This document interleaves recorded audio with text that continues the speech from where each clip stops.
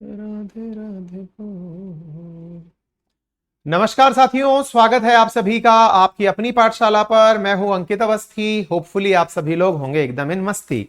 चलिए शुरुआत करते हैं आज के सेशन की। उपाधियों का करते हैं अंत और हम बढ़ते हैं आगे। उपाधियां, कैसी कैसी उपाधियां जो आपको मिलती हैं उनका अंत अगर करना हो। उपाधियां, सर हम आपको ना गोलू सर बोलते हैं, हम सर आपको मोटू सर बोलते हैं, सर हम आपको अपना प्यारा भैया बोलते हैं। ये सब उपाधियां ही तो हैं, लेकिन इनका कोई सर्टिफिकेट नहीं मिलता है। सर्टिफिकेट नहीं मिलता है मतलब कि अंकित सर हमारे प्यारे भैया हैं, अंकित सर हमारे गुरुजी हैं। कोई सर्टिफिकेट सरकार नहीं दे रही, इसलिए इनमें अपना प्यार का मतलब चलता होता है। अंकित सर अंकित भैया बने बैठे हैं, अंकित सर अंकित गुरुजी बने बैठे हैं, अंकित सर गोलू मोलू सर बने बैठे हैं। जिसको जो भी रूप पसंद है वो अपने हिसाब से अपनी अपनी उपाधियां देकर बैठा हुआ है। मेरे तमाम साथी जो मेरे साथ में इस समय जुड़ चुके हैं, अंशुमान, कल्पना, निखिल, नाजिया, अवनी, सभी साथियों को वेरी गुड इवनिंग। तो कहने का मतलब यह हुआ कि साहब ये उपाधियां तो वो हैं जो कि आपने जनता की मान ली, या मित्रों की मान ली, या दोस्तों की मान ली, या विद्यार्थियों की मान ली। हमने कहा ठीक है। कोई उपाधियां ऐसी भी होती है जो सरकार देती है। हमने कहा बिल्कुल होती है। कैसी उपाधि होती है यार? एक बात बताओ, आज आप अगर जैसे कि मान लीजिए कि कोई पद पर बैठे हैं, आप पढ़ाई लिखाई करके डॉक्टर बन गए, तो आपके नाम के आगे लिखा गया डॉक्टर फलाना सिंह। अच्छा, आप लेफ्टिनेंट बन गए, लेफ्टिनेंट फलाना सिंह। आप कर्नल बन गए, फलाना सिंह। ये उपाधियां पढ़ के प्राप्त किया आपने, सेना में प्राप्त किए। प्रोफेसर साहब पढ़ के प्राप्त किया आपने। तो पढ़ाई से भी कुछ उपाधियां आपने प्राप्त की, डॉक्टरेट की है, इंजीनियरिंग की है, सेना के अंदर की है। कुछ उपाधियां ऐसी हैं जो आपकी शान में दी गई हैं। पद्मश्री, पद्म विभूषण, भारत रत्न, यानी कि खेल रत्न। ये उपाधियां ही तो हैं, टाइटल्स ही तो हैं। तो पहले क्या हुआ था भाई, ये चीज आई क्यों, उपाधियों का अंत आया क्यों? इस विषय को अगर हम समझें तो इसके पीछे का जो सबसे बड़ा कारण है, अब भैया पीडीएफ जितनी भी हैं, कल से सारी की सारी जितनी भी दिक्कतें हैं वो दूर हो जाएंगी। कल से सारी की सारी पीडीएफ आपको ऑन टाइम मिल जाएंगी। हमने ये जिम्मेदारी पर्टिकुलर एक व्यक्ति को पकड़ा दी है, क्योंकि आप लोग कहते हैं ना सर इतने लोग आपके पास हैं तो काम काहे नहीं करवाते हैं। तो हमने कहा कि भाई ये जिम्मेदारियां भी किसी एक व्यक्ति को अलॉट कर दी जाएं। तो हमने एक व्यक्ति को अलॉट कर दी। पीडीएफ आपकी सारी कल, मतलब कल से राइट मोमेंट पर, राइट टाइम पर डलने लग जाएंगे। चलिए आगे बढ़े। तो हुआ ये कि सर ये दिक्कत क्या थी। मैंने कहा यार पहले क्या होता था, अंग्रेजों का काल था। अंग्रेजों का काल था ना, तो अंग्रेज क्या करते थे, अपने हिसाब से लोगों को इज्जत दिया करते थे। राय बहादुर, सर, ये जो आज आप और हम बोलते हैं ना सर सर, ये सर एक उपाधि हुआ करती थी भाई, है ना, इनको सर कहा जाएगा। तो ये उपाधियों की तरह से चलते थे साहब, नाम चलते थे। तो अंग्रेजों के काल में जिनको उपाधियां दी गई थी, पहचान दी गई थी, या तो वो जमींदार थे या फिर उनकी नजर में अंग्रेजों के वफादार थे। अंग्रेजों ने उसका खूब शोषण किया, खूब लाभ उठाया। लेकिन शोषण उनके माध्यम से हम लोगों का किया। लेकिन जब जनता को यह समझ में आया कि यार ये तो गड़बड़ कर रहे हो सर आप हमारे साथ, तो देश की आजादी पर सबसे पहले उन टाइटल्स का अंत किया गया कि अब से कोई राय बहादुर नहीं बचेगा, कोई शेर बहादुर नहीं बचेगा, कोई भी सर नहीं बचेगा, ठीक है, कोई भी महामहिम नहीं बचेगा। सब एक आम नागरिक की तरह ट्रीट किए जाएंगे। तो जो अंग्रेजों की दास्ता थी उससे मुक्ति के लिए यह काम किया गया। तो आर्टिकल 18 फटाक से पढ़ लेते हैं, क्योंकि यहां पर भी इसके पीछे का बड़ा वजह क्या थी। इसकी बड़ी वजह केवल इतनी थी कि आपको समानता लानी थी। कैसी समानता लानी थी कि साहब ये ना हो कि एक व्यक्ति तो कहे अरे मैं राय बहादुर हूं भाई, सुन मैं लॉर्ड हूं, लार्ड साहब, लार्ड साहब। बचपन में कई बार आपने अपने है ना बुजुर्गों से एक ताना सुना हो, पता नहीं आप में से कितने लोगों ने सुना है, मैंने बहुत सुना है। जैसे जब मैं कोई मतलब नौटंकी घर में कर रहा होता था तो मुझे एक ताना मिलता था, आया बड़ा लाड साहब। अब अपन तो क्या बोलते थे, घर वालों का सुनना, आपको कभी भी डांट पड़ी हो ना तो एक शब्द बोलते हैं घर वाले, लाड साहब। पता नहीं आपको पता चलता है कि नहीं पता चलता है, लाड साहब शब्द होता, आया बड़ा लाड साहब। अपन को ये समझ में नहीं आया, लाड का मतलब दुलार होता है, इसमें साहब लगाने की क्या जरूरत है।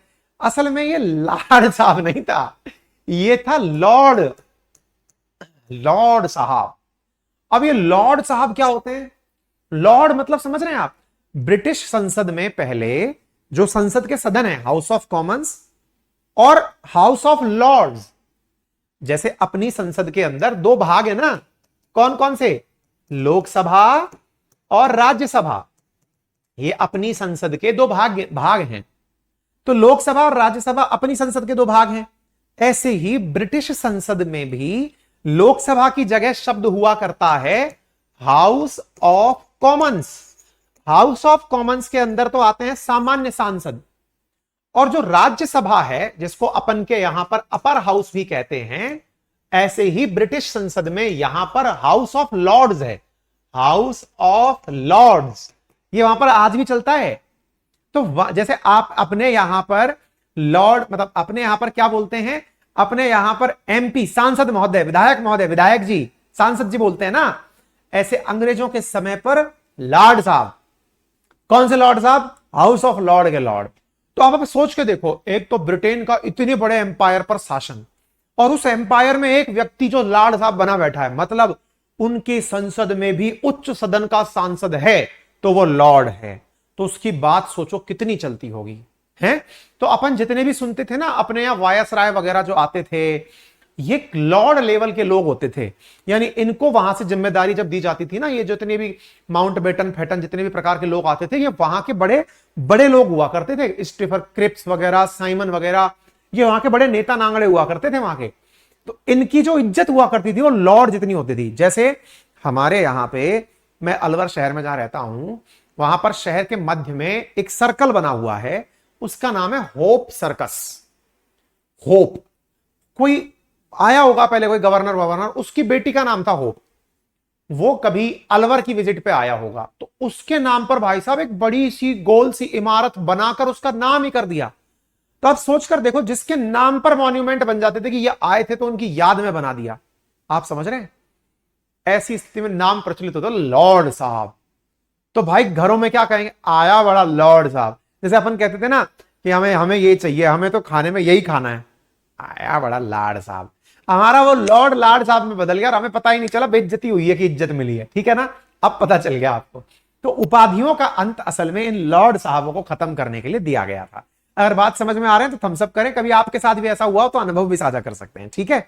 अच्छा, तो उपाधियों के अंत में, राज्य में जो उपाधियों का अंत हुआ, उन उपाधियों को प्राप्त प्रदान करने के लिए अब क्या नियम बनाया गया आर्टिकल 18 के अंदर?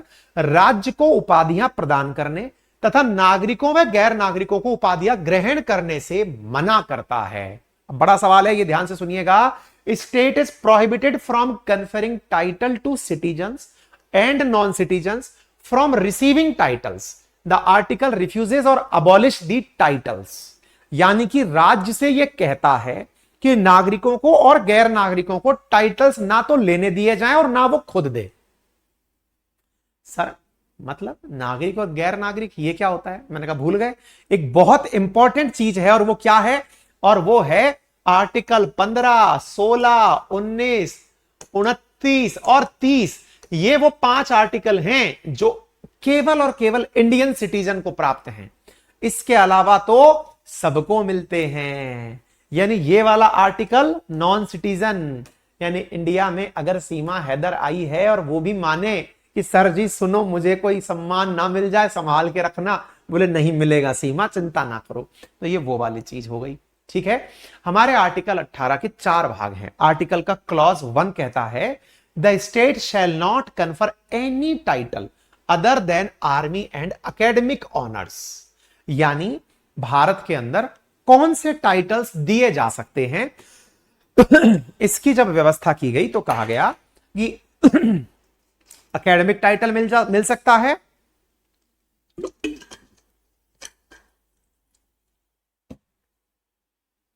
और आर्मी टाइटल मिल सकता है। इसलिए आपने कई बार देखा होगा अपने जितने भी आर्मी के ऑफिसर्स होते हैं उन सब के नाम के आगे टाइटल्स लगे होते हैं। आर्मी ऑफिसर्स के नाम के आगे टाइटल्स लगे होते हैं। ऐसे ही आपने कभी नोटिस किया हो जितने भी डॉक्टर्स होते हैं उनके नाम के आगे टाइटल्स लगा होता है ना? तो वो जो आर्टिकल 18 का क्लॉज 1 है उसको ये चीज कही गई है। ठीक है? अच्छा, दूसरा, no citizen of India shall receive title any foreign country. ऐसा नहीं होगा कि आप में से किसी भी व्यक्ति को पकड़ा और किसी दूसरे देश ने कह दिया कि ये तो निशान पाकिस्तान है, ये तो शान पाकिस्तान है। ऐसा नहीं हो सकता। अर्थात आपको दूसरे देश का कोई टाइटल रिसीव, सर किसी ने दे दिया तो बिल्कुल सही सोच रहे हैं, भारत ने भी दिया था।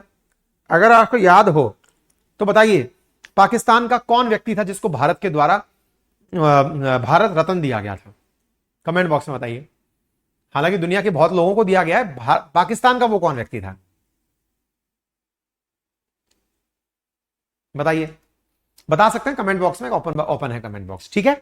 तीसरी चीज, तो no citizen of India shall any title from foreign state, यानी दूसरा देश हमें, फॉरेन स्टेट हमें ये नहीं देगा। तीसरी चीज, a foreigner holding a position of trust having any advantage in India can not accept the title without the assent of the president. मतलब क्या हुआ? A foreigner holding a position of trust having any advantage in India cannot accept the title without the assent of the president। मतलब दो में तो पहले कह दिया, उसके बाद में अपवाद दे दिए गए। खान अब्दुल गफ्फार खान, बहुत ही बढ़िया। सर वो गुलाबी डिब्बी में क्या रखा है? भाई ये कोई गोली दी गई है गले के अंदर, क्योंकि आजकल मीठा बंद है। तो मैंने कहा था ना, सलाइवा अगर गले में बनता है तो हमारा बोलना आसान हो जाता है, नहीं तो आवाज जैसे कल भी खराब थी, तो ये आवाज के लिए कोई दवाई दी गई है, डॉक्टर से लेके आए थे। आजकल आवाज का गला जो है ना वो बैंड बना हुआ है फटा हुआ है। एनीवे, तो इसमें कहा गया मोरारजी देसाई प्रेरणा खार अब्दुल गफ्फार खान, इनको दिया गया था, ठीक है।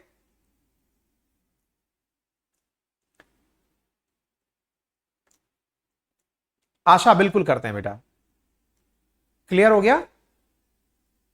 ठीक है ना। अच्छा, ऐसे क्या किसी और विदेशी को दिया गया है क्या? किसी और विदेशी को दिया गया है क्या? कमेंट बॉक्स में बताइए।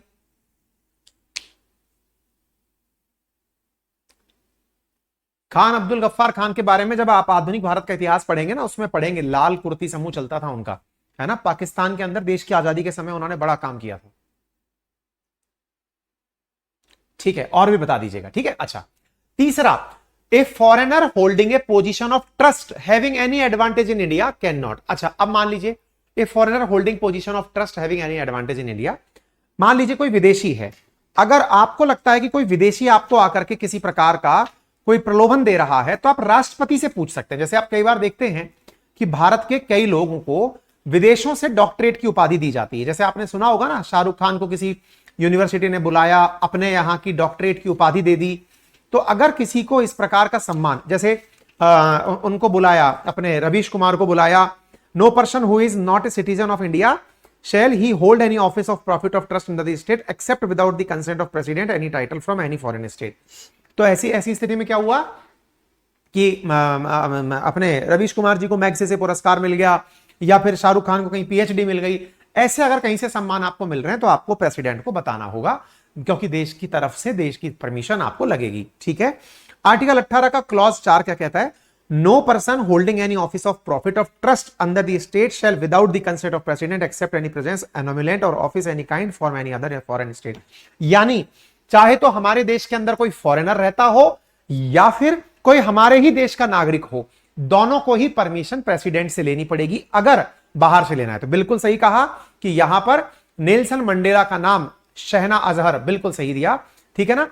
तो अब आप में से कई लोग कह रहे हैं प्रधानमंत्री मोदी को जो उपाधियां मिलती हैं उनका क्या? तो राष्ट्रपति तो अपने ही है ना, वो परमिशन दे देते हैं। अच्छी बात है ना, इज्जत मिल रही है, बस पूछ लो, है ना। अच्छा, अब यहां पर एक बड़ा प्रश्न बना कि साहब ये जो भारत रत्न है, पद्म विभूषण है, पद्म भूषण है, पद्म श्री है, ये टाइटल है कि सम्मान है? बड़ा सवाल है। इनका क्या माना जाए? ये नाम के आगे लगा सकते हैं क्या? भारत रत्न स्वर कोकिला है अपनी लता मंगेशकर साहब, बोले सर क्या नाम के आगे लगा सकते हैं क्या?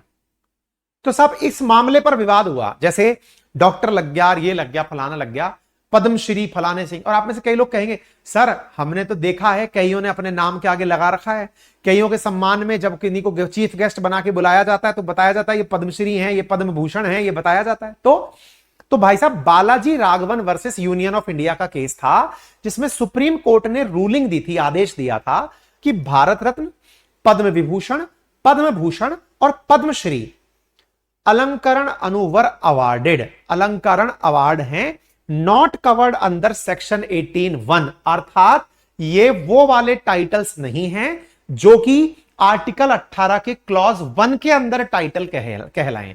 यानी ये अलंकार हैं, ये सम्मान है, ये सम्मान है अर्थात ऑनर है, ये टाइटल नहीं है। तो जब कोई ये कहता है अबॉलिशन ऑफ टाइटल्स, तो इनका अबॉलिशन नहीं हो सकता। आप कल को कह के चले जाएं सर भारत रत्न का अबॉलिशन कर दो क्योंकि आर्टिकल लिखता है, तो सुप्रीम कोर्ट ने बकायदा इस पर गाइडलाइंस दी हुई है कि ये सम्मान है, ये टाइटल नहीं है। ठीक है ना। अच्छा, therefore it is an honour not a title. आपको ये लाइन याद रखनी है, उपाधि है कि सम्मान है, ये टाइटल नहीं सम्मान है। ठीक है ना। तो इसका मतलब जब टाइटल नहीं है तो नाम के आगे भी नहीं लग सकता, ना आगे ना पीछे। इस बात को लेकर के भी बवाल हुआ। But it can not be used in front of behind the name. Supreme court ने अपने द्वारा यह गाइडलाइन भी दे दी। तो ये Balaji Raghavan versus union of India का केस है। आप 1996 का इसको याद रख सकते हैं। क्या याद आया कि इसका मतलब देखो टाइटल नहीं है तो आपको कह दिया कि उपाधियों का अंत होगा, तो आप यहां से तो बच गए। भाई मैंने कहा मैं भारत रत्न हूं, तो भारत रत्न है तो भाई भारत रत्न तेरा नहीं होना चाहिए। क्यों? लाड साहब की उपाधि है, नहीं मिलनी चाहिए। सर की उपाधि है, नहीं मिलनी चाहिए। पर बोले सर दे दो मुझे क्योंकि मैंने देश के लिए बहुत काम किया है। बोले बहुत अच्छी बात है। तो मिल गई ना अगर, तो नाम के आगे नहीं लगाओगे। क्यों नहीं लगाएंगे? अरे तुम्हारी वजह से समानता को असर पड़ता है भाई। समानता आर्टिकल 14 से लेके 18, 14, 15, 16, 17, 18 ये आर्टिकल समानता की भावना फैलाते हैं। अब तुम्हारे नाम के आगे पद्मश्री लगा दिया तो साहब पद्मश्री आ रहे हैं, फलाने सिंह पद्मश्री आ रहे हैं, इससे समानता खत्म होती है। ये सम्मान समाज के कारण ही तो मिला है, सम्मान से अलग तुम्हें फील क्यों करना है? ठीक है। तो इस प्रकार के टाइटल तो इनको नाम के आगे नहीं लगा पाएंगे। क्लियर हो गया? तो उम्मीद है आप लोगों को यह बात अच्छे से समझ में आ गई हो। तो हाँ भैया, एक बार के लिए जरा से समानता का अधिकार समझ में आया कि नहीं आया, एक बार हमें थम्स अप करके बता दो कमेंट बॉक्स के अंदर कि हां सर हमें समानता का अधिकार प्रॉपर तरीके से समझ में आ गया है, क्लियर हो गया है, तो हमें बता दीजिए। बोलिए साहब। अवनी तोमर सर ये कौन सी बुक ले रहे हैं आप? बेटा ये कॉन्स्टिट्यूशन ऑफ इंडिया है, अपने भारत का संविधान है बेटा, ये है ना, ये भारत का संविधान है। बेयर एक्ट्स, पीएम बख्शी का 17वां एडिशन है मेरे पास। अलवर में घर पे 13वां एडिशन रखा है, तब से पढ़ रहे हैं। अब 17वां आ गया अपडेट होते होते। समानता समझ में आई कि नहीं आई? आ गई?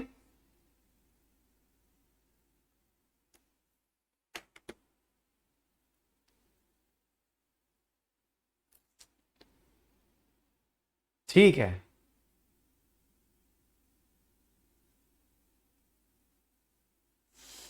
धनिष्का सर अविश्वास प्रस्ताव कितनी बार पारित हुआ? लाइब्रेरी में मेरी बहस हो गई, सब बोल रहे थे कि नहीं हुआ।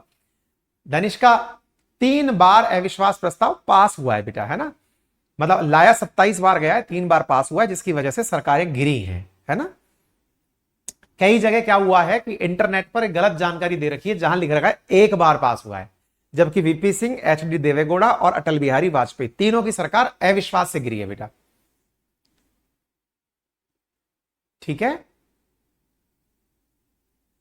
अरे कम से कम इंग्लिश की किताबें चालू कर दी, उसके लिए धन्यवाद तो बोल दो यार, इतनी मेहनत करके आपके लिए बनाई गई है, हमारी हालत खराब हो गई।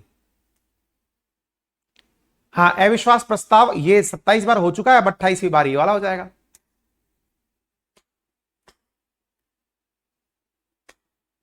हमारी ट्रांसलेशन में हालत खराब। हमको पता है आप कोई बहुत बड़ी चुनौती बताते हैं, इंग्लिश के नोट्स के साथ जो हमारे साथ चुनौती आई वो क्या हुआ। हमारे लिए बहुत आसान होता कि हम नए नोट्स लिख देते हैं इंग्लिश मीडियम में, इंग्लिश मीडियम का कंटेंट आराम से उठाते, किताबों से बनाते, ये डाल दो और ये कर दो। पर फिर हमारी टीम ने कहा सर अगर इंग्लिश के नोट्स और हिंदी के नोट्स अलग हुए तो फिर बवाल होगा। हमने कहा कैसा बवाल होगा? बस सर कोई बच्चा आप जैसा भी तो होगा जो हिंदी के नोट्स और इंग्लिश के नोट्स दोनों लेके पढ़ता होगा, उसको कोई चीज इंग्लिश में समझ में आती होगी, कोई हिंदी में समझ में आती होगी। मेरे साथ बड़ा चैलेंज रहा क्योंकि भाई हम बचपन में तो हिंदी मीडियम से पढ़े थे, तो ऐसी स्थिति में चैलेंज ये रहा कि अंग्रेजी सीखे कैसे। तो मैं हर चीज को हिंदी में भी लाता था और अंग्रेजी में भी रखता था। तो हिंदी पढ़ी, अंग्रेजी पढ़ी, हिंदी पढ़ी, अंग्रेजी पढ़ी, जो जब समझ में आने लगा धीरे धीरे धीरे धीरे अंग्रेजी समझ गए। तो मैंने कहा भाई इसका क्या करें? तो बोले सर ट्रांसलेट करें। ट्रांसलेशन के लिए साहब लोग नहीं मिले, मुसीबत ये हो गई कि अब लोग ही नहीं मिल रहे हैं ट्रांसलेशन के लिए, तो क्या करें? तो फिर हमने थोड़ी सी हिम्मत दिखाई, मेहनत करी। हमने कहा कि एक काम करते हैं भैया, टेक्नोलॉजी का सहायता लो। टेक्नोलॉजी की सहायता ली, पूरे के पूरे नोट्स पहले टाइप करवाए, जितने भी हैंड रिटन नोट्स हैं सारे टाइप करवाए। मेहनत देखो आप लोगों को क्या लगता है कि बस ये सामने आता है हर काम रिजॉल्व हो जाते हैं, ऐसा नहीं है। पूरे नोट्स टाइप करवाए, गूगल पे हमने कहा इसको ट्रांसलेट मारो, पूरा गूगल पे ट्रांसलेट मारा साहब। अब ट्रांसलेट मारा तो उसने तो साहब लोहे का पौधा बना दिया, मतलब स्टील प्लांट को लोहे का पौधा कर दिया। हमने कहा मर गए भाई साहब। हिंदी और इंग्लिश का ट्रांसलेशन इतना बकवास होता है भाई साहब, पूछो मत आप। हमारी हालत इतनी खराब हो गई, हमने टाइपिस्ट की फौज बिठा दी। हमने कहा टाइप करो फटाफट फटाफट फटाफट, सबने टाइप करना शुरू किया। फौज टाइप तो कर दी, गूगल ट्रांसलेशन मारा तो उलट गया मामला। हमने कहा लुढ़क गए भाई साहब, अब क्या करें। फिर हमने टॉपर्स को बुलाया, हमने कहा भाई सुनो, जो एग्जाम के टॉपर्स हैं आ जाओ, एक एक सब्जेक्ट की किताब उठाओ। सबको उठवाई। हमने कहा अब इनमें लाइन टू लाइन करेक्शन करो कि यहां पर कहीं भी ट्रांसलेशन में हिंदी और इंग्लिश में मिस्टेक है तो उसको दूर करो। इस तरह से 3 फेज में जाकर के आपका नोट्स बना है। जिनको लगता है ना बहुत आसान है, गुरुजी ने बस कह दिया तो खट से हो जाएगा, मुसीबत है भाई साहब। एक बार कमिटमेंट कर दो, बाद में, क्योंकि आपके सामने वैकेंसी निकाली थी, मैंने कहा भाई इंग्लिश वाले आ जाओ, इंग्लिश मीडियम वाले आ जाओ, कोई नहीं आया। अंग्रेजी आती नहीं हम नॉर्थ इंडियंस को, अब अंग्रेजी में पढ़ना तो है लेकिन आती नहीं है। हमने कहा चलिए कोई नहीं, निकालते हैं सॉल्यूशन, और हुआ। ठीक है, क्लियर। मूलराम लिख रहे हैं कि सर दैनिक भास्कर में आज न्यूज आई है कि अविश्वास एक बार पास हुआ। मूलराम। सौरभ लिख रहे हैं सर एमपीपीसीएस में आर्टिकल 15 और आर्टिकल 15(5) से क्वेश्चन पूछा गया था 200 मार्क्स में। वेरी गुड, ये तो अच्छी बात है। हाँ अब बेटा ये दैनिक भास्कर में जो न्यूज आई है, ये लिखते तो अपने जैसे ही लोग हैं ना दैनिक भास्कर में, क्योंकि मैं जब कंटेंट बना रहा था सुबह, अविश्वास प्रस्ताव कितनी बार पास हुआ, तो मैंने भी इस चक्कर में चेक किया, मुझे 2 प्रकार के आंसर मिले। एक जगह मिला 1 बार और एक जगह मिला 3 बार। ये यदि आप चाहते हो, ये देखो,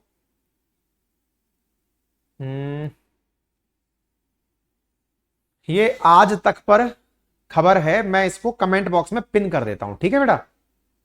हालांकि ये पिन कैसे हो पाएगी, मैं कैसे दिखाऊं आपको, आप ऐसे देख लो, चलो मैं केवल आपके विश्वास के लिए, ताकि आपको ये लग जाए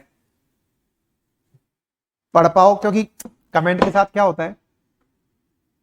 देखो 27 बार लाया गया अविश्वास प्रस्ताव, 3 बार सरकार गिरी।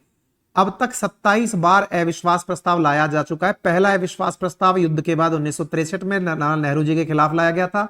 सबसे ज्यादा अविश्वास प्रस्ताव इंदिरा गांधी के खिलाफ लाया गया। पूरे 55 कितना साल लिख रहा है ये, सरकार सुरक्षित रही। और मैं कुल मिला के बोल देता हूं, नरसिम्हा के खिलाफ इतने बार इतने बार इतने बार हुआ, और 3 बार सरकार गिरी है। बता दें कि मोरारजी देसाई, वीपी सिंह और अटल बिहारी वाजपेयी की सरकारें अविश्वास प्रस्ताव के कारण गिरती देखी गई। अब ये ले लीजिए, ठीक है बेटा। तो मैं इसलिए बोल रहा हूं, कई बार क्या होता है कि जो कंटेंट लिखने वाले, अब अपन में से बहुत सारे लोग क्या दैनिक भास्कर पढ़ते हैं, तो दैनिक भास्कर पढ़ने वालों के साथ मुसीबत क्या होती है कि उन्हें लगता है दैनिक भास्कर में लिखा गया है तो सही होगा, ठीक है ना।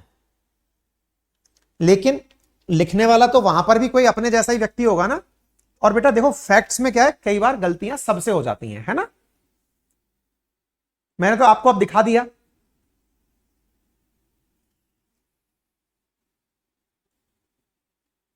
क्लियर, अब क्लियर हो गया।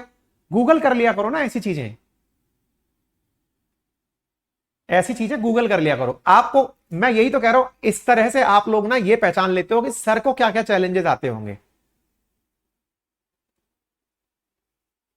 हिमाचल में बेटा पहुंच रहे हैं बेटा, है ना। मुकेश पासवान पढ़ रहा हूं बेटा, है ना। शनवी लव यू इन्फानाइट, आपकी मेहनत हमारे लिए बहुत मायने रखती है, हाईली ऑब्लाइज।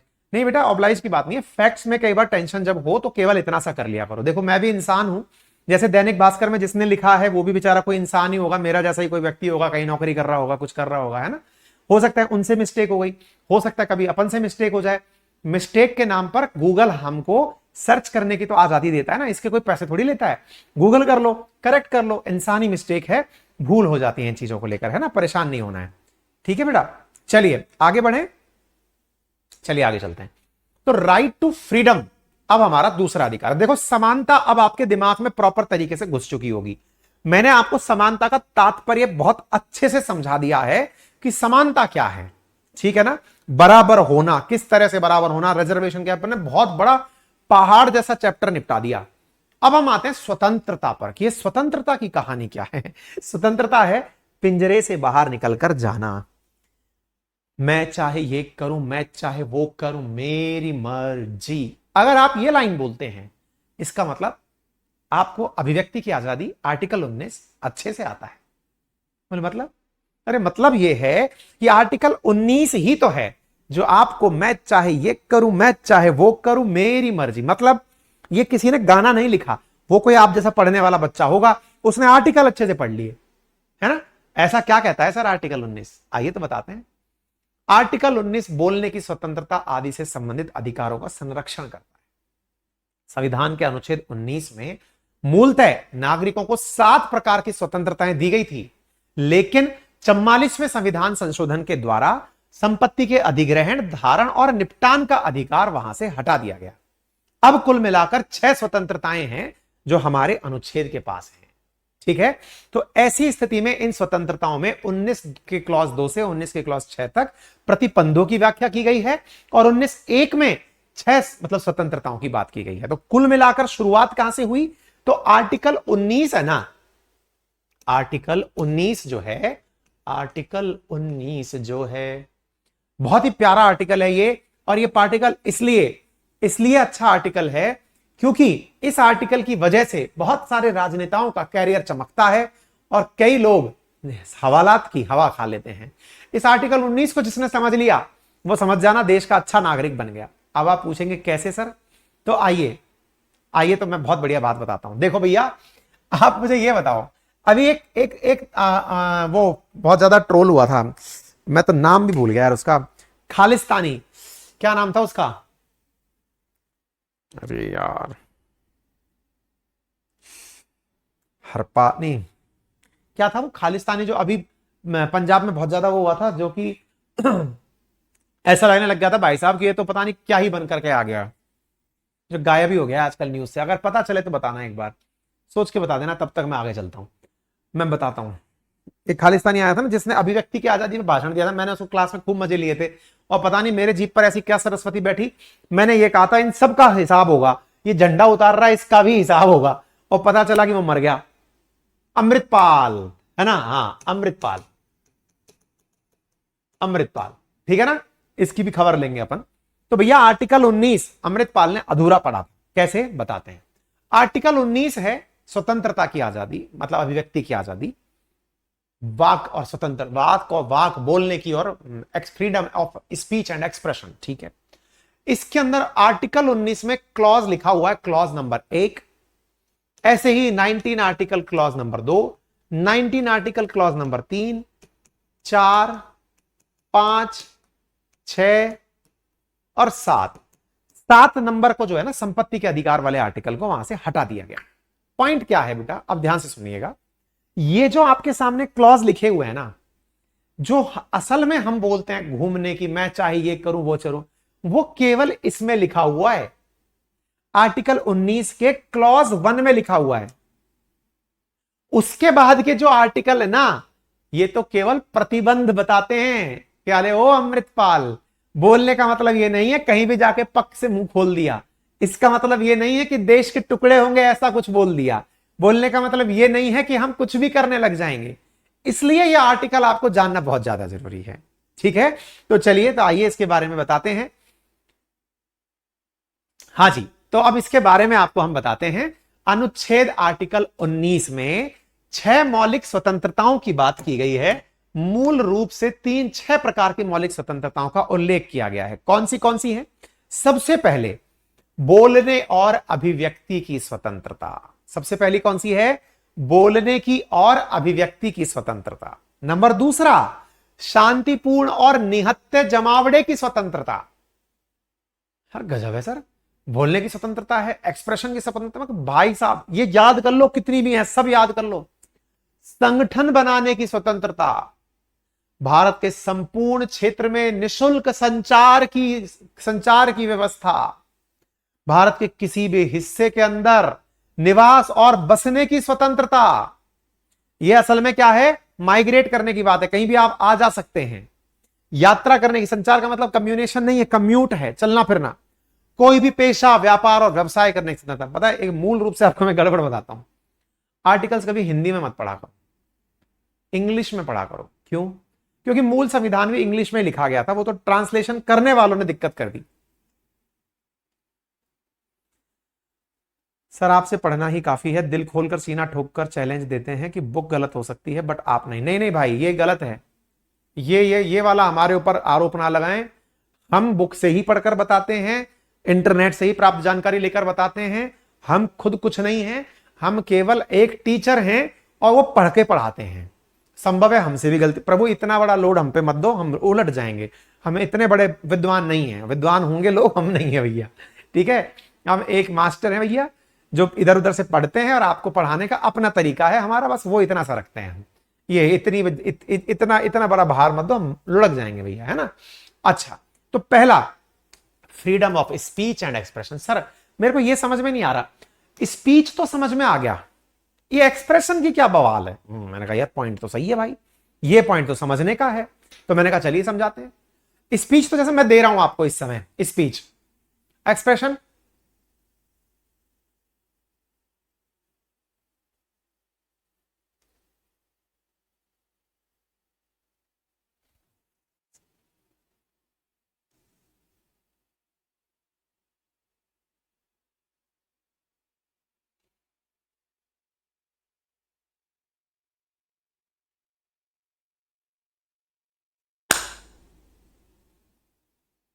एक्सप्रेशन मतलब ये कि मैंने आपको बोलकर जो बातें बताई वो तो मैं आपको अभिव्यक्ति के माध्यम से भी बता सकता हूं। क्या आपको मेरी बात समझ में आ रही है? मतलब अगर कोई व्यक्ति बोल नहीं पा रहा तो क्या इसका मतलब उसके लिए आर्टिकल 19 है ही नहीं क्या? अरे क्यों नहीं है? क्या कभी आपने राजनेताओं को मौन व्रत पर बैठे नहीं देखा? क्या गांधी जी के बारे में नहीं सुना कि वो मौन व्रत पर चले जाते थे? हैं? क्या आपने कभी ये नहीं सुना कि मौन अभिव्यक्ति देने के लिए लोग बैठ गए, मुंह पर काली पट्टियां लगाकर लोग बैठ गए? अरे वो एक्सप्रेशन ही तो है।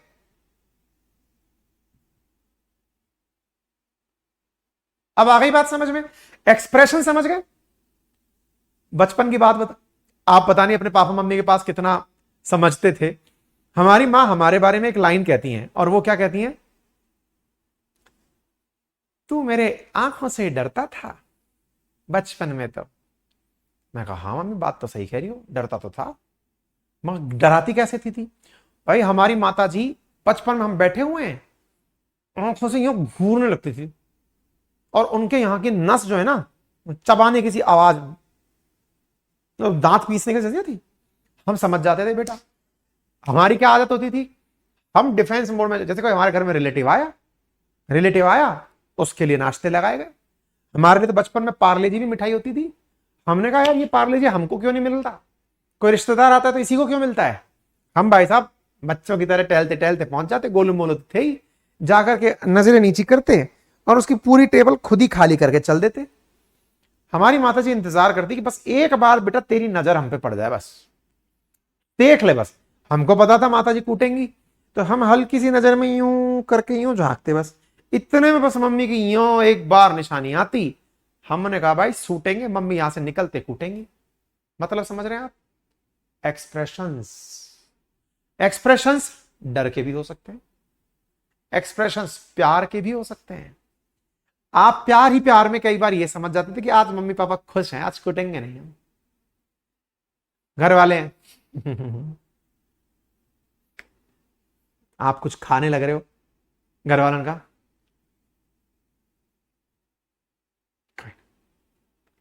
मतलब, अगर कोई ये कहता है कि वो बोल नहीं रहा और उसकी वजह से कोई असर नहीं पड़ रहा, अरे भैया एक्सप्रेशंस का अपना एक महत्व है। अच्छा, बट सर फिर एक बात बताइए, ये तो फिर भी आपने तब बताया जब कोई व्यक्ति एक्सप्रेस कर पा रहा है। शिप्रा लिख रही है मेरी बेटी को भी डराती हूं। अरे मैडम मत डराया करो, हमारा बचपन डर डर के निकला है, हमें इस डर का एहसास है। ऐसे मत करा करिए, हम खुद डर डर के जिए हैं, ऐसे मत करिए भाई, बच्चों के साथ मत करिए। बच्चों की बात बुरा लग रही है ना तो उनको वैसे ही कूट दीजिए ना, साइड में ले जाके। उन्हें इतना क्या डराना, खाना नहीं लगेगा। हमको देखिए ना, ज्यादा खा लिए, इस चक्कर में मोटे हो गए।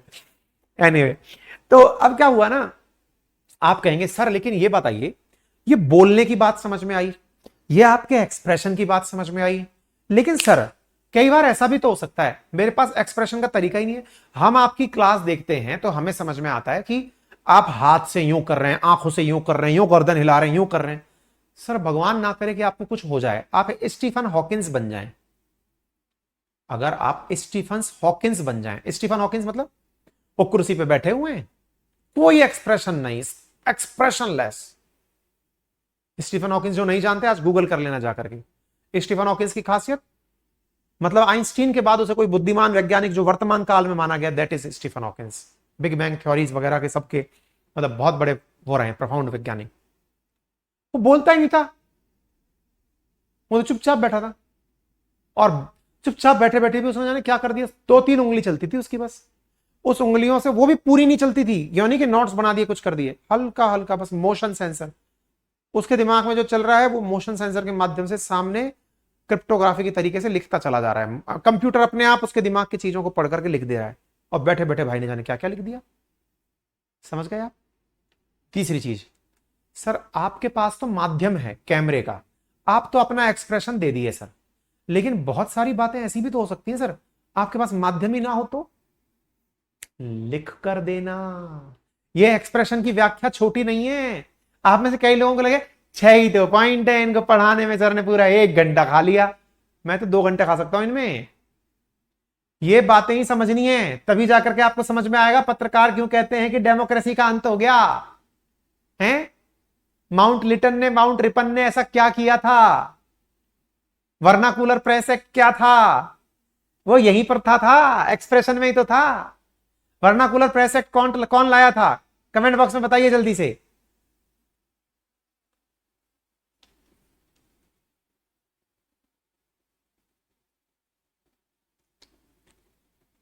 कमेंट बॉक्स में बताइए।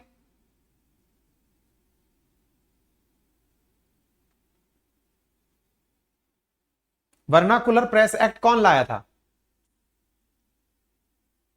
हाँ, अमृतपाल ने, अमूल्य बिल्कुल सही कह रहे हो कि उसने आर्टिकल 19 का क्लॉज 1 पढ़ लिया था, बस वही गलती हो गई उसके साथ। ठीक है, तो एक्सप्रेशन के नाम पर अब मान लीजिए मुझे मेरी कोई बात लिखनी है, मैंने अखबार में लिख दी। आजकल जब मेरे को थोड़ा बहुत खाली समय मिलता है, हालांकि ये सवाल बड़ा हो सकता है कि आपको खाली समय कब मिलता है, मेरे खाली समय की भी कभी बैठ के व्याख्या करेंगे। मेरा मन तो क्या करता है ना, कई दिन तो आपके साथ बैठ करके केवल चर्चाएं की जाएं, पर वो समय का अभाव है कि आपसे चर्चाएं नहीं हो पाती। मन चित्त की बातें की जाएं कि हम क्या सोचते हैं, आप क्या सोचते हैं। इसके लिए वैसे हमने तरीका रखा है, इस रविवार को जो बच्चे टॉपर होंगे ना टेस्ट के, उनके साथ अगले संडे के दिन हम जूम मीटिंग करेंगे, है ना। उन तक अपने, हमारी टीम अपने आप कोऑर्डिनेट कर लेगी, उनके पास जूम लिंक भेजेगी और उनके साथ हम बातचीत करने का प्रयास करेंगे। ठीक है, अच्छा तो अब क्या हुआ, अब अखबार में जो आप बातें लिखते हैं, अखबार में जो बातें लिखी आपने, वो कोई पत्रकार के द्वारा लिखी गई बातें हैं। कई बार आपने देखा होगा, जो लोग अभी दैनिक भास्कर का जिक्र कर रहे थे, उनमें आप देखते हैं कि फ्रंट पेज पर कई बार जो संपादक है उनके द्वारा संपादकीय लिखा जाता है, एडिटोरियल जिसे आप कहते हैं।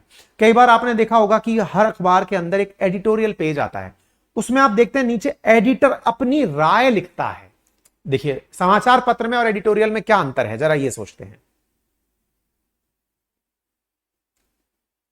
लिटन, और लिटन लाया था, हटाया किसने था? रिपन ने, है ना। हाँ, ये आधुनिक भारत का इतिहास है जो आपको पढ़ना है। अच्छा तो अब सुनिए, तो हुआ ना कि कई बार अखबार में और एडिटोरियल में अंतर क्या है, पहले ये समझिए। देखिए अखबार सूचनाओं से भरा हुआ है, सूचना मतलब किसी देश में क्या हुआ, आपके देश में क्या हुआ, कौन से राज्य में क्या हुआ, घटनाएं कैसे घटित हुई, ये तो सब किस में लिखा हुआ आया? अखबार में लिखा हुआ आया। और इस अखबार के अंदर जो लिखी घटना है, उसी न्यूज पे जो बड़े लोग हैं उनका विचार क्या है। जैसे बहुत सारे जो बच्चे हैं पढ़ने वाले यूपीएससी के एस्पिरेंट, वो द हिंदू के अंदर सुहासिनी हैदर के द्वारा जो लिखी हुई न्यूज होती है उसको बड़ी वैल्यू देके पढ़ते हैं कि सुहासिनी हैदर जी ने क्या कहा है, उसकी बड़ी वैल्यू होती है ना।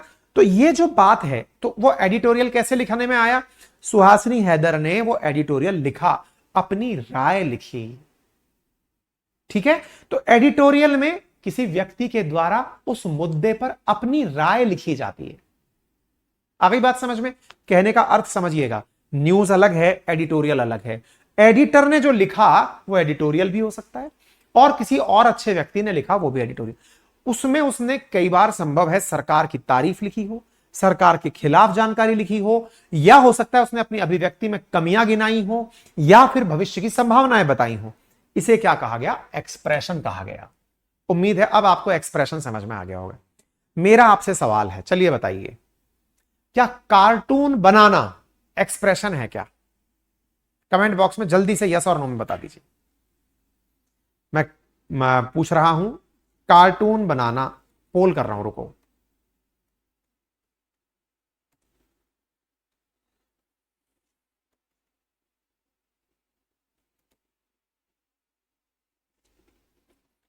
जल्दी से कमेंट बॉक्स। सुशील बिल्कुल खोल रहे हैं। मैं जल्दी ही, जो हमारे और विद्यार्थी हैं जो केवल 4 सब्जेक्ट चाहते हैं, history, geography, polity, economy, foundation के अंदर, उनके लिए भी हम अपने उस पर वो खोल रहे हैं, ऑर्डर खोल रहे हैं। आपको वो मिल जाएंगे, जल्दी ही खोलेंगे, आप चिंता ना करें।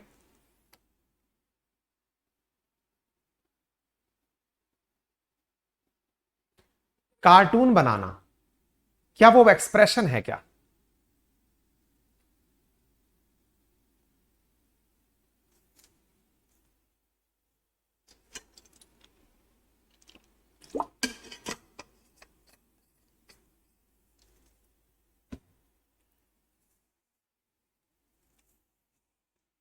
है, लेकिन फिर भी 16%, 25% लोगों का मानना है नहीं है। मेरे प्यारे साथियों, कार्टून बनाना भी एक्सप्रेशन है।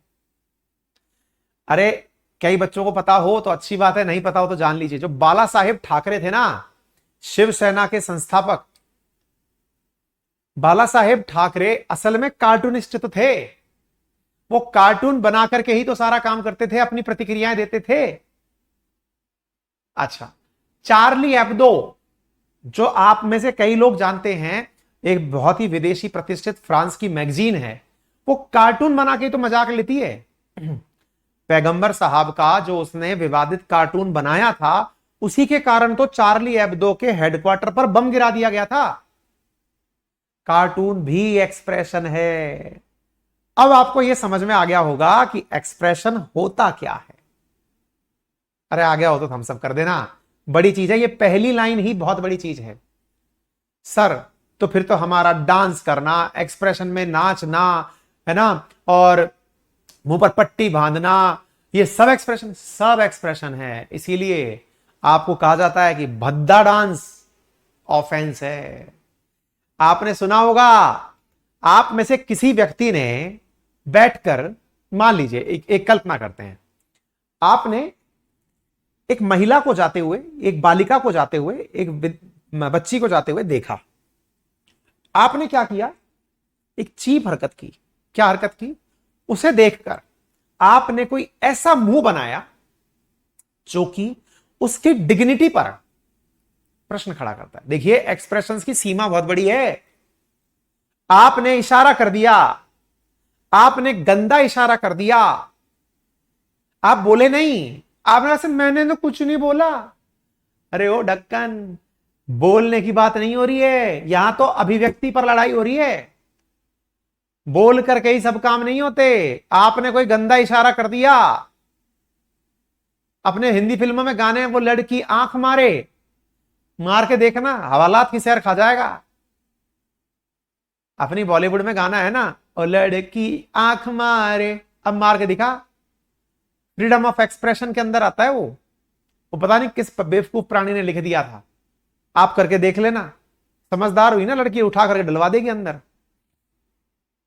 मतलब समझ गए? ये है कहानी। एक्सप्रेशन की सीमा बहुत है, और इसके अंदर जो आर्टिकल 19 का क्लॉज 2 है ना, वही सारी बातें बताता है कि इसके अंदर क्या क्या चीजें करने की हैं और क्या क्या नहीं करने की हैं, कौन से केसेस हैं, क्या क्या है, ये सब चीजें इसी के हैं।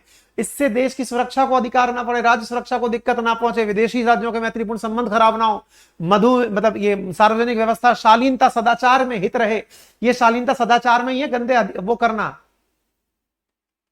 समझ गए? तो एक्सप्रेशन अगर आपको ये बात समझ में आ गई है तो फिर दूसरा पॉइंट समझते हैं। पहला स्पीच और एक्सप्रेशन समझ में आ गया। अच्छा, तीसरा, freedom of peaceful and unarmoured assembly, fundamental freedom mentioned in article 19 clause 1। क्या? पीसफुल एंड अनआर्म्ड असेंबली, आराम से रहना है, कोई भी हमें गैदरिंग करनी है। मेरा केवल आपसे इतना सा पूछना है, जरा बताइए, देश में जो भी आंदोलन होते हैं, जैसे जातीय आंदोलन हो रहे हैं, महापंचायतें हो रही हैं, किसान यूनियन बन रही है, किसान प्रोटेस्ट हो रहे हैं, क्या वो मूल अधिकार हैं? जी हां, वो मूल अधिकार हैं। कैसे? आर्टिकल 19 के क्लॉज 1 के अंदर पॉइंट 2 यही तो कहता है। क्या? कि freedom of peaceful and unarmoured assembly. आप बैठ करके आराम से जंतर मंतर पर पहलवान बैठ करके प्रदर्शन कर रहे थे, कोई दिक्कत नहीं थी। किसान सिंधु टीकरी बॉर्डर पर बैठकर प्रदर्शन कर रहे थे, कोई दिक्कत नहीं थी। दिक्कत कब हुई? जब दिक्कत के नाम पर उन्होंने आकर के लाल किले के ऊपर खालिस्तानी झंडा फहराने की कोशिश की, या फिर वहां पर कुछ लोग ऐसे घुस आए जो कि उपद्रवी थे, देश के अंदर अशांति फैलाने का प्रयास किया। आपका मूल अधिकार है असेंबली बनाना, पीसफुल प्रोटेस्ट करना, बिना हथियार के एकत्रित होना। सर ये तो खतरनाक चीज है सर, ये अलाउड नहीं होनी चाहिए सर, इससे तो देश में अशांति फैलती है सर, आए दिन चक्का जाम हो जाता है, रोड रोक देते हैं, ट्रेन रोक देते हैं। सर ये तो गलत है सर, रोड रोकना, ट्रेन रोकना, सड़कों पर खड़े हो जाना बिल्कुल गलत है। हाँ बिल्कुल गलत है, लेकिन साहब आपके देश को आजादी भी इसी गलत तरीके से मिली थी। महात्मा गांधी जी ने जो संघर्ष विराम संघर्ष की नीति में जो संघर्ष किया था ना, वो यही तो था। अंग्रेजों के खिलाफ ले जाकर के जनता को बिठा देते थे, बैठ जाओ बेटा, कुछ मत करो। इनको लगता है कि ये लोग हमें लाठियों से मारेंगे, गोलियां मारेंगे, मारने दो, आओ सब लोग बैठ जाओ। इनको देखकर बता दो। आपने कई बार लोकतंत्र में एक नेगेटिव वर्ड सुना होगा, डेरोगेटरी रिमार्क सुना होगा, लोकतंत्र नहीं साहब ये तो भीड़ तंत्र है। क्यों? क्योंकि असल मायने में भीड़ को ही गांधी जी ने अंग्रेजों को दिखाया था कि देखो बेटा, देख रहे हो ये जो लोग लेके खड़ा हूं ना मैं, इनके हाथ में ना पत्थर है ना लाठी है, लेकिन जिस दिन उन्होंने ये लाठी भाटा जंग शुरू कर दी, बचोगे नहीं। गांधी जी का तरीका क्या था? आज आप कई बार देखते हैं बड़ी भीड़ जुटती है, किसी प्रोटेस्ट के अंदर बहुत बड़ी भीड़ जुट रही है। किसान आंदोलन में इतने सारे ट्रक ट्रैक्टर लाने की क्या जरूरत थी? क्या सरकार बहरी है क्या? सुनती नहीं है क्या? अजी साहब हमारे देश के अंदर लोकतंत्र का यही तरीका अपनाया गया। अभी थोड़ी देर पहले मैं इजराइल का एक उदाहरण दे रहा था, हैं? मैं इजराइल का एक उदाहरण दे रहा था, आपको याद होगा, जिसमें मैंने अभी थोड़ी देर पहले ही जब अपन यूट्यूब पर सेशन कर रहे थे, उसमें इजराइल की मैं उदाहरण दे रहा था। मैं इजराइल के बारे में बता रहा था कि जनता सड़कों पर, लाखों की संख्या में जनता सड़कों पर है। कारण सेशन की परिभाषा है, लोकतंत्र की परिभाषा है जनता का, जनता के द्वारा, जनता के लिए शासन डेमोक्रेसी है। यहां आपका मेरा नहीं है, मेरा, मेरे द्वारा, मेरे लिए शासन, ये नहीं है डेमोक्रेसी। जो ये समझते हैं वो दुखी रहते हैं। डेमोक्रेसी को जो इज्जत नहीं देता वो व्यक्ति है जो भीड़ को इज्जत नहीं देता। आज डेमोक्रेसी में भीड़ मायने क्यों रखती है? बड़ा कारण है जनता का, जनता के द्वारा, जनता के लिए शासन है। इसी वजह से, क्योंकि हमने डेमोक्रेसी का यही रूप देखा है, इसलिए कई बार फूल्स पैराडाइज कहा जाता है डेमोक्रेसी को। जो क्रिटिसाइज करने वाले लोग हैं, अंग्रेजों से जब पूछा गया था कि सबको अडल्ट सफ्रेज दे दो, वयस्क मताधिकार दे दो, सब लोग जो हैं वो वयस्क जितने भी हैं वो वोट दें। अंग्रेजों ने कहा अरे मूर्खों, वोट का अधिकार अगर सबको दे दिया, जिसे ये पता ही नहीं है कि अच्छा क्या है बुरा क्या है, वो कैसी सरकार बनाएगा। डेमोक्रेसी के मतवालों ने कहा अरे democracy is the fools paradise, ये मूर्खों का ही तो स्वर्ग है, भीड़ का ही तो स्वर्ग है। समझदार लोग तो वोट देने ही नहीं जाते। अंग्रेजों की कितनी भी बुराइयां करिए आप, अंग्रेजों ने बहुत सारी चीजें बहुत ज्यादा अच्छे से कंट्रोल की थी, तभी इतने से लोगों ने पूरे देश पर शासन कर लिया। क्या किया था मालूम है? वो कहते थे जनता में एक शासक वर्ग होता है, एक शोषित वर्ग होता है। आप कहेंगे सर आप कह रहे हैं अच्छा काम किया था उन्होंने, हाँ आपको देख के लग रहा है आप उस मानसिकता के आदमी हो जो अंग्रेजों के पक्षधर थे। मैंने कहा कह लो भाई, मैं वो व्यक्ति हूं जो हर पक्ष आपको बताऊंगा, क्योंकि टीचर हूं ना। आपको वो भी बताऊंगा जो होना चाहिए, वो भी बताऊंगा जो नहीं होना चाहिए। राय आपकी, आप अपने हिसाब से बनाएं, आपको थोड़ी रोक सकता हूं मैं। बोले कैसे? अंग्रेजों ने बड़े तरीके से इस बात को लोगों को समझाया था कि भैया देखो, आपको लगता है कि आपको यह पता है कि आप डिसीजन लेंगे कि देश का भला कैसे होगा। आप में से कितने लोगों को यह पता है जो भर भर के लाइनें लगा लगा करके वोट देने जाते हैं, उनको क्या पता है कि राफेल कितने का आया था, बोफोर्स कितने की आई थी, चीन के साथ भारत का क्या हुआ था? क्या है आपको पता? जो मीडिया ने बता दिया वो पता है, अंदर के लेटर्स पता है क्या आपको क्या था? आपको तो यह भी नहीं पता घाटा क्या होता है, नुकसान क्या होता है। आपको क्या पता है? पता है सिलेंडर कितने का है, प्याज कितने का है, टमाटर कितने का है, नल फ्री हुआ कि नहीं हुआ, पानी फ्री हुआ कि नहीं हुआ, बिजली फ्री हुई कि नहीं, मेरा लोन माफ हुआ कि नहीं हुआ। अरे तुमको ये रेवड़ियां बांट करके क्रीम खुद खा रहे हैं। रेवड़ी जिनको खिलानी है, देखिए ना कितना सॉर्टेड है। मतलब व्यापार करना हो तो राजनीति एक व्यापार के तरीके से ट्रीट की जा रही है। कैसे?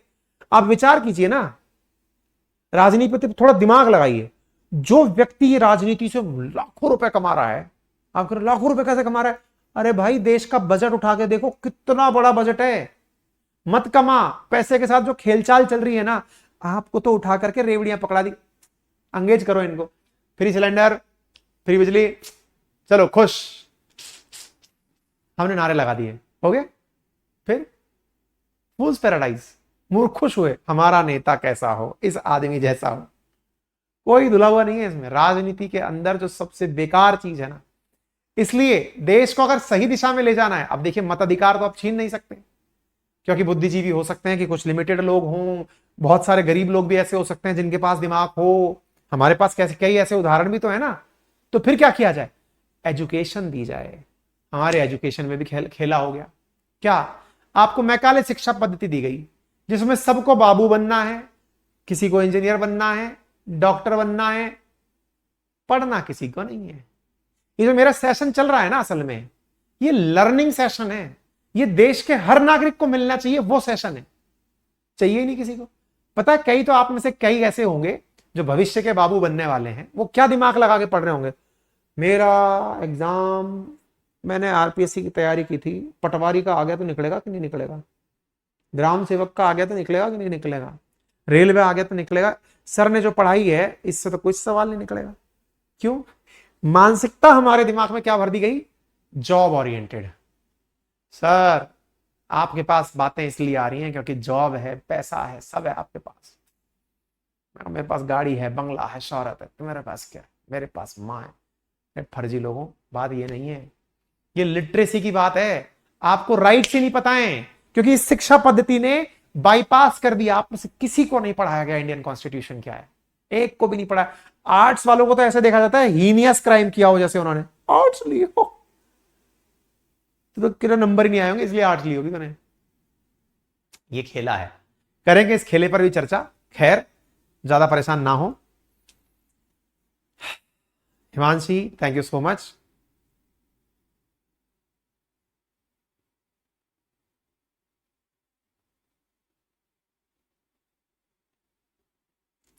ठीक है, चलिए मस्त रहिए, बिंदास रहिए, दूसरी क्लास पढ़िए।